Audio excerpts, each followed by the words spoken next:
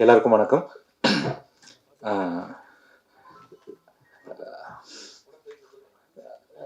Single சங்கரும் smart phone Cipran இது வாய்க்குள்ளே நுழைய மாட்டேங்குது, ரொம்ப கஷ்டமா இருக்கு. நான் பொதுவாக ஷூட்டிங் போகும்போது நடிக்கிறத விட சுற்றி இருக்கவங்கள வேடிக்கை பார்க்குறது எனக்கு ரொம்ப பிடிக்கும். மிர்ச்சி சிவா சாரை வந்து நான் சென்னைக்கு வந்தப்போ நான் அவரோட பயங்கரமான ஃபேன். அந்த மொக்க மோகன் அவர் முகமே தெரியாதப்பே நான் அப்போலேருந்தே பயங்கர ஃபேன்.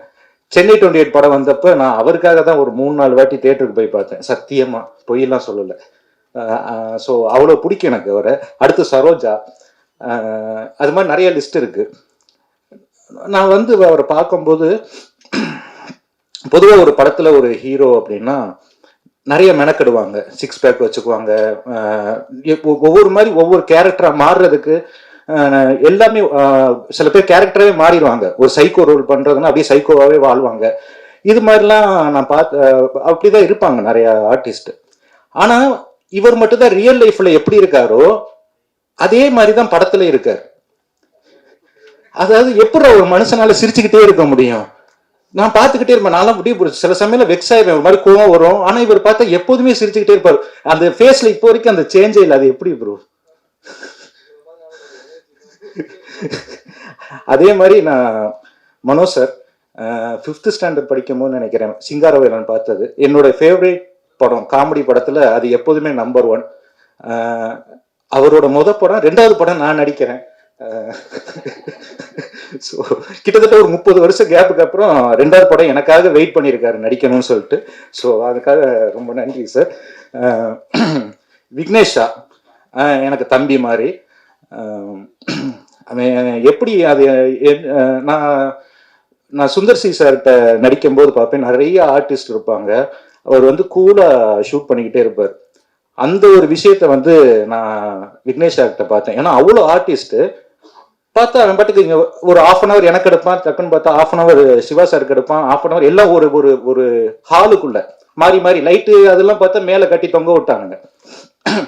ஸோ ஒரு மாதிரி ஜாலியாக ஏதோ யூடியூப் வீடியோ மாதிரி பயங்கர ஃபாஸ்ட்டாக டக்கு டக்கு டக்கு டக்குன்னு ரொம்ப ஸ்பீடாக எடுக்கக்கூடிய ஒரு டைரக்டர். அடுத்து லியம் ஜேம்ஸ் சார், ஓமை கடவுளே நான் நடித்த படத்துக்கு மியூசிக், அடுத்து 2வது படம் பண்ணுறாரு. ஸோ வெயிட் பண்ணிட்டு இருக்கேன். ப்ரொடியூசர் சார் இந்த வாய்ப்பை கொடுத்ததற்கு ரொம்ப நன்றி. மற்றபடி மேகா ஆகாஷ், மொட்டராஜேந்திரன், பக்ஸ் சார் எல்லாமே நடிச்சிருந்தாங்க, யாரும் வர முடியல. ஸோ இந்த படம் ஒரு ஜாலியான படமா இருக்கும். லாஜிக் எதுவுமே வச்சுக்கிட்டு இதெல்லாம் பாசிபிளா அப்படின்லாம் நினைச்சிட்டு வராதிங்க. அது பொதுவாக சொல்லுவாங்க, யாருக்கும் அணுகுண்டுலாம் தேவையில்லை, கையில் இருக்க செல்போன் போதும் அப்படிங்கிறது. அந்த மாதிரி ஒரு செல்போனை வச்சுக்கிட்டு எடுத்த படம் தான். ஸோ லாஜிக்லாம் பார்க்க வேணாம், ஜாலியாக இருக்கும். எதுவாக இருந்தாலும் மிர்ச்சி சிவா சார் பார்த்துக்குவார். நன்றி, வணக்கம். எல்லோருக்கும் வணக்கம். வெற்றி நிச்சயம், இது வேத சத்தியம். குமார் சார், விக்னேஷ் அவர்களுக்கும் உங்களுக்கும் பெரிய ஹிட்டு. பிரபு திலக் சார் இருக்காரு. இந்த படத்துல நடிக்கிறதுக்கு வாய்ப்பு தந்த சிவா அவர்களுக்கு நன்றி.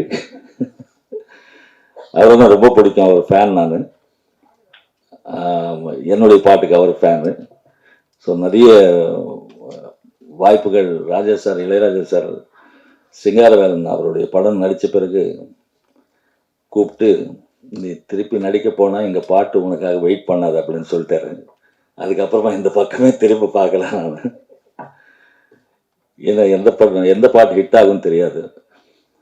ஸோ அதுக்கப்புறமா என்னுடைய டேட்ஸ் எல்லாமே குமார் சார், சிவா சார் ரொம்ப அட்ஜஸ்ட் பண்ணி, நடுவில் கொஞ்சம் கோவிடாக இருக்குது சார், இப்போ தான் கொஞ்சம் கச்சேரி கூப்பிடுறாங்க, மக்கள் வராங்க. ஸோ கச்சேரிக்கு போனால் ஏதோ கொஞ்சம் காசு கிடைக்கும், என்னை விட்டுருங்க, கொஞ்சம் இந்த நாள் விட்டுருங்கும் போது ரொம்ப ஹெல்ப் பண்ணாங்க. எனக்கு ரொம்ப சந்தோஷமாக இருந்தது. ஒரு நாள் சிங்காரவேலனில் தெரியாமல் கமல் சார் 6 மணிக்கு வருவார்ன்றது உதயகுமார் சார் சொல்லலை. நான் 6:15 போனேன். டோட்டல் யூனிட் 320 பேர் எல்லாம் நின்றுட்டு வணக்கம் சொன்னாங்க. அதுக்கப்புறம் 5:30 மணிக்கு இருக்க ஆரம்பித்தேன் அடுத்த நாள்ல இருந்து.